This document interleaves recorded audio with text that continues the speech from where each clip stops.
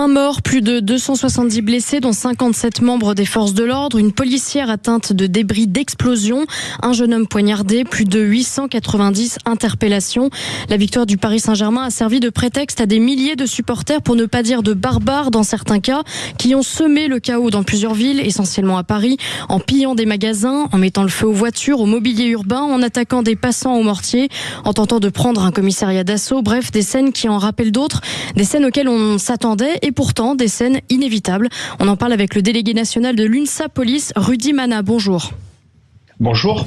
Bonjour Rudy Mana, merci d'être en direct sur Sud Radio aujourd'hui. J'entendais ce matin le ministre de l'Intérieur sur le service public qui disait, en gros, il se prenait pour Lionel Jospin, l'État ne peut pas tout, considérant que voilà, le ministère de l'Intérieur avait pris les dispositions les plus essentielles et qu'on avait l'air de comprendre que si ça n'avait pas été ça, ça aurait été pire. Autrement dit, qu'on avait limité la casse. Pour autant, le journaliste qui l'interrogeait disait, mais il y a quand même eu des débordements et des situations inacceptables sur le périphérique. Est-ce que ça veut dire que la police est dépassée ou est-ce que ça veut dire que le ministre de l'Intérieur ne prend pas les décisions courageuses pour empêcher ça? Je crois connaître votre réponse, Rudy Mana, mais voilà. Alors, est-ce que, allez, soyez gentil. Est-ce que tout est la faute de la police? Bien sûr que non. Vous imaginez, vous savez, moi, ce que j'ai pas apprécié, c'est qu'il y a des gens qui ont dit que la police n'avait pas été réactive. Si la police n'a pas été réactive en faisant 890 interpellations, franchement, j'y comprends plus rien. Il y avait quand même un dispositif avec 8000 policiers. Oui. Et 8000 policiers, pour se souvenir ce que c'était lors des Gilets jaunes, le 8 décembre, la fameuse deuxième journée des Gilets jaunes, il y avait le même dispositif. Donc, mettre plus de policiers, je vous dis la vérité, ça n'aurait pas servi à grand-chose. La vraie difficulté qu'on a aujourd'hui, et ça, c'est les témoignages de tous les copains que j'ai eus sur le terrain samedi soir, ils m'ont dit déjà, c'était beaucoup plus violent qu'il y a un an, lorsqu'il y a eu la première Ligue des Champions de Paris Saint-Germain. La deuxième chose, ils sont arrivés beaucoup plus nombreux. Ça, c'est une réalité absolue. Et des jeunes de plus en plus jeunes. Et puis, ils sont arrivés, ils balançaient tout le temps des mortiers d'artifice. Il y a une recrudescence de on le voyait dans les images, mortiers d'artifice. Ouais. Ah, mais c'est un on se serait cru le 14 juillet. On se serait cru le 14 juillet, vraiment. C'est ça.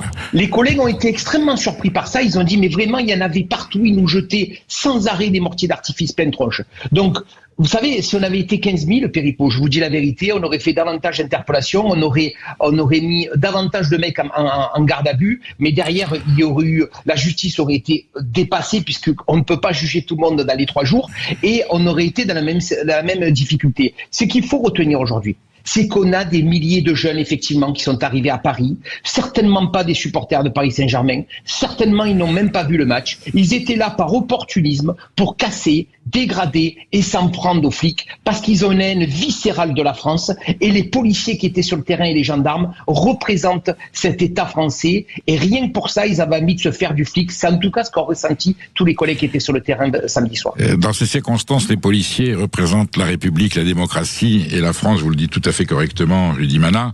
On sent le pouvoir politique débordé. Alors le ministre de l'Intérieur essaie d'expliquer que on a quand même fait l'essentiel, sinon ça aurait été pire, ça je le répète.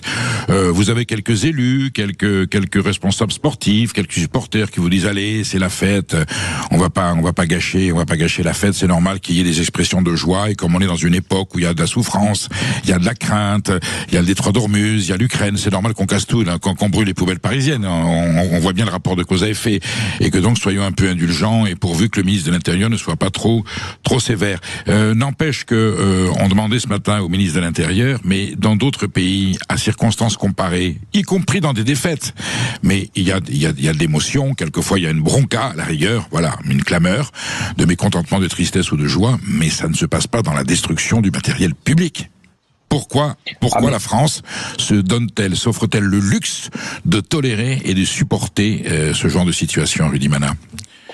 Vous savez, Péricolégas, on est depuis 40 ans. C'est un cheminement qui se fait depuis 45 ans. Aujourd'hui, on a été tout le temps dans la politique de l'excuse. Et effectivement, on arrive comme samedi soir à voir des dizaines de milliers de personnes venir, des dizaines de milliers de jeunes pour s'en prendre physiquement au bien public et aux collègues.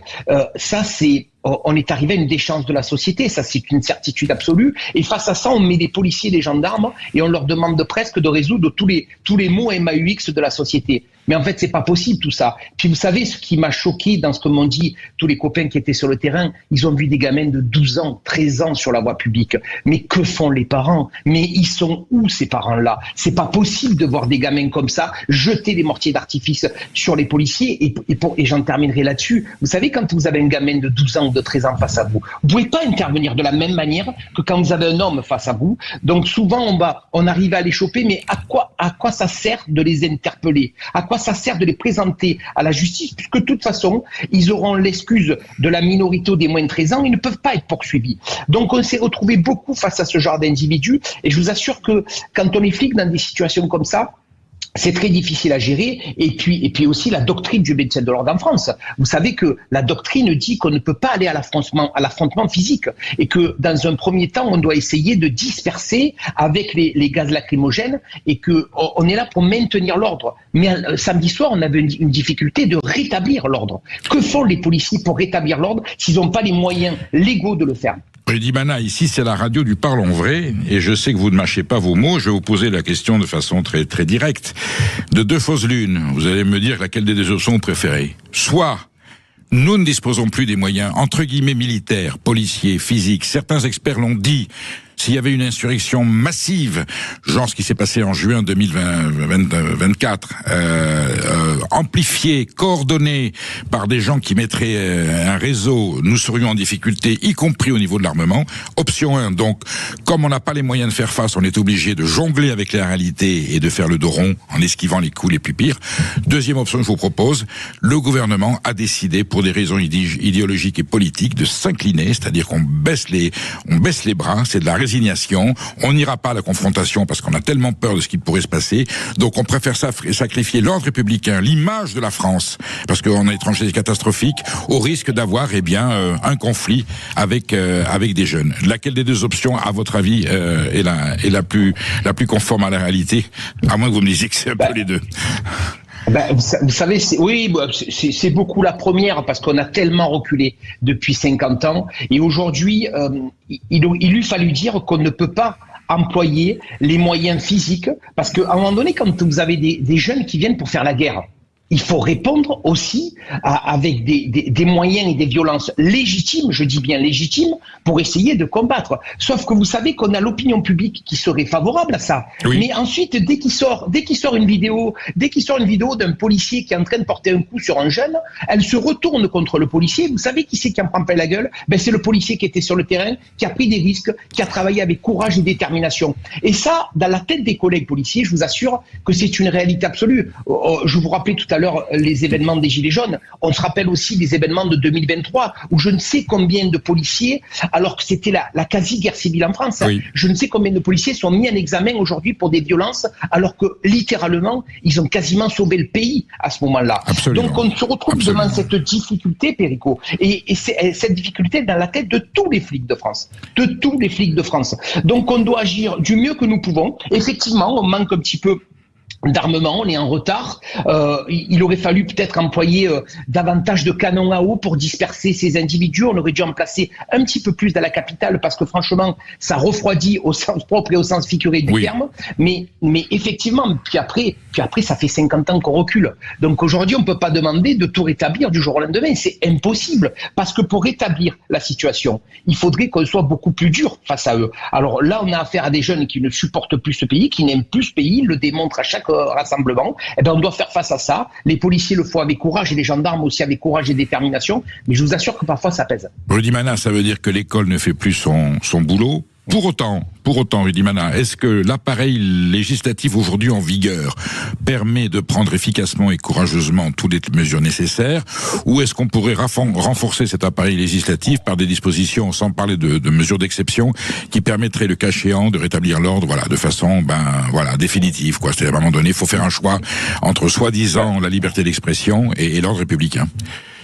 Vous savez, pour les mineurs, on avait l'ordonnance de 1945 qui a été revue par Dupond-Moretti en 2021, mais franchement, il n'y a rien fait, c'est ridicule, c'est rien de plus que 1945. Oui. Donc aujourd'hui, on essaye d'employer un médicament pour ces mineurs, un médicament qu'on a créé en 1945, Et on essaye d'utiliser ce médicament en espérant qu'il va nous guérir pour des mineurs de 2026. Mais on est complètement à côté de la plaque. Là, il faut tout revoir de la cave au grenier. C'est plus possible de voir ça. Et les juges doivent travailler avec ces moyens législatifs-là. C'est ça aussi qu'il faut bien comprendre. Et quand vous travaillez avec des moyens législatifs qui ne sont plus adaptés à la délinquance actuelle, à la voyoucratie actuelle, où on a de plus en plus de mineurs qui sont là dans ces rassemblements, c'est très compliqué de lutter efficacement contre ça. Alors déjà, il faudrait vraiment revoir, comme je vous disais, de la cave au grenier, parce que c'est plus possible d'avoir des outils législatifs comme ceux-là. Et puis j'en terminerai là-dessus, la simplification de la procédure judiciaire. On est aujourd'hui, les enquêteurs de police n'en peuvent plus. Ils n'en peuvent plus. D'ailleurs, ils s'en vont tous du judiciaire parce que la procédure est d'une complexité absolue.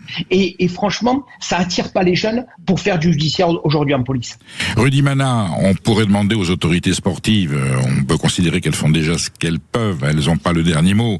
On va pas en arriver jusqu'à cesser certaines prestations sportives sous prétexte que ça engendre de désordre public. Est-ce que pour autant, il faut pas constater que le sport n'est plus qu'un prétexte et quel que soit le motif, il y a une population de Jean-Pierre Chevènement parlait de sauvageons qui sont prêts à commettre des barbaries. Moi, j'appelle ça des barbaries parce que on a échappé à quelques catastrophes et j'ai vu l'état des rues. Est-ce qu'on est confronté à une population qui est là pour casser systématiquement et qui saisira n'importe quelle circonstance, prétexte ou manifestation pour venir faire des actes qui sont abominables? Je suis complètement d'accord avec vous. Effectivement, on a moi j'appelle ça des hordes barbares. En fait, ils se déplacent par groupe de 50, 200. En tout cas, ça y ressemble, vous savez, quand vous les avez, parce que moi j'entends les gens qui disent « Oh, il faut pas employer ce terme ». Sauf que quand vous les voyez arriver face à vous, déterminés, qui ont une haine viscérale, ça se voit dans leurs yeux, et qui veulent se faire un flic, pardon d'employer le terme qui nous vient le plus à l'esprit quand on est policier, ce sont des hordes barbares. Donc effectivement, ils viennent, comme je vous l'ai dit en tout début d'entretien avec vous, par opportunisme, ils se disent que quoi qu'il arrive, quoi que l'on fasse, s'ils peuvent se faire un magasin, s'ils peuvent piller un magasin, s'ils peuvent se faire un flic, ils vont profiter de l'occasion parce qu'il va y avoir beaucoup de monde pour se faire ça. C'est ça la vraie difficulté. Alors bien sûr, il y a de l'éducation, bien sûr, il y a aussi le rôle des parents, bien sûr, il y a une sanction pénale qui doit être beaucoup plus adaptée et bien sûr, donner des moyens supplémentaires aux policiers, aux gendarmes pour lutter avec plus d'efficacité contre ces gens-là. Je peux vous dire que la garde civile ou les carabinieri, ça se produit pas deux fois. Il y a des scènes qu'on voit en France. Je leur parle parce que j'en connais qui me disent ça se produit une fois, ça se produit pas deux fois. Parce que rien que la réponse policière et la réponse politique dissuadent les autres de recommencer ce genre de comportement. Bon, vous avez bon espoir quand même que le gouvernement, là, avec ce qui s'est passé, ça veut dire que ça sera systématique. Il faut bien à un moment donné arrêter l'hémorragie. Complètement, ça va être systématique. Vous savez, si j'avais pas espoir, je continuerais pas à être policier et je ferais autre chose. On est arrivé, ça fait 31 ans que je suis flic, j'ai vu tellement de choses passer depuis 31 ans. J'imagine. Donc, Dieu merci, il faut avoir l'espoir. Il faut avoir l'espoir en ce pays et il faut avoir espoir aux policiers, aux gendarmes, à tous ces gens qui travaillent dans la sécurité parce que je vous assure que eux, ils font le job avec le maximum de détermination, de courage et de passion. Il faut qu'on croie en ces policiers-là et ces gendarmes-là pour essayer de rétablir la situation. Mais sans nos élus politiques, sans nos gouvernants, évidemment qu'on ne pourra pas y arriver. La République tient aussi grâce à sa police, cher Rudy Mana. Merci d'avoir été en direct sur Sud Radio. Je vous dis à très bientôt.